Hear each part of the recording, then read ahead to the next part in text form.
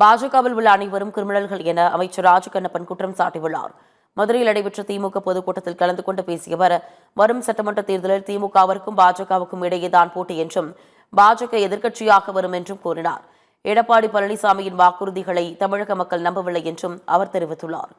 பாஜகவினர் ஏமாற்றி பணம் பறிப்பதாக குற்றம் சாட்டியவர், பாஜகவில் உள்ள அனைவரும் கிரிமினல்கள் என்று கடுமையாக சாடினார். பிஜேபி இருக்கவங்க யாரும் தெரியுமில்ல, கிரிமினல்ஸ். கட்சியில் ஏமாத்துறவன், பணத்தை வாங்கினேன் வாங்குவாங்க. நாங்களாச்சு அமலாக்கத்துறை பேசுவோம், நாங்களாச்சு நாங்கள் வருமான வரித்துறையில் பேசணும் அப்படி சொல்லி காசு வாங்கிட்டு கொடுக்க மாட்டாங்க.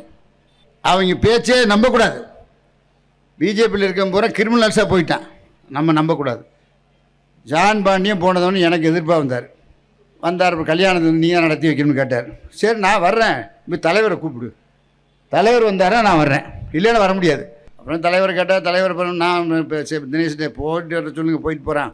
ஒடுக்கப்பட்ட சமூகம், நம்ம யார் வித்தியாசம் பார்க்குறதில்ல, எல்லாரையும் ஒன்றா தான் நினைக்கிறான் அப்படின்னு சொன்னால் போயிட்டு வந்தார். அப்புறம் போய் நாளை கல்யாணம் போய் நடத்தி வச்சோம்.